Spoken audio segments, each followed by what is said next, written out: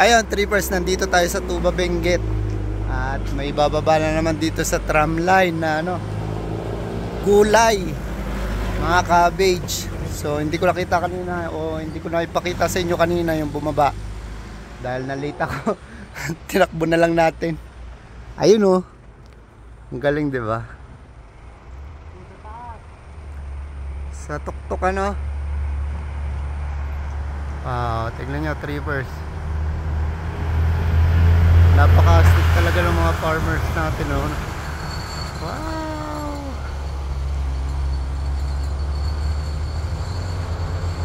Ayun, habang umaakit yung isa, yung walang laman, yung may laman naman, pababa na. Ayan, oh. Dati hindi ko alam kung ano to, trippers, ha.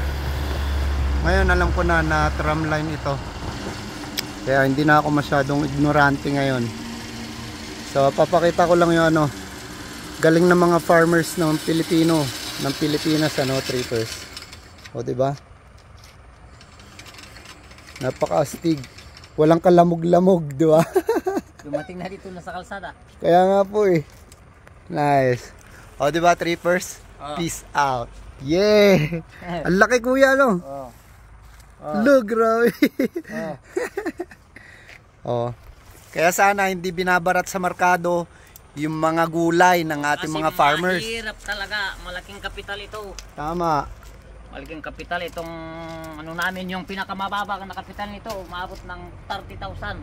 La, grabe. Oh, yung iba may 56,000 ganon. Oh. Yung iba may 70,000 ganon. Kaya nga eh. Kaya hindi minumura lahat yata yung gulay. Kaya nga eh, sana ano no, maayos din yung mga ano. Oh, ayusin yung gobyerno. Yung presyo. Oo. Yung presyo sa inyo, no? Oh, kahit naman sa kahit yung pinakamababa ng 20 na. Tama. Para ano, kawawan naman yung mga farmers. Tama ka dyan. Ngayon, mababa na. Tsaka sana mas maparami pa yung tramline dito sa Pilipinas, ano? Oh, para tingnan nila. Oo. Nakita nila sa ano yun, yung ano doon, yung motor. Oo. Yung nagbablog doon sa hindi ko lang kung saan banda yun. Yung nakita na lang yung motor na ginagamit. Talagang mahirap.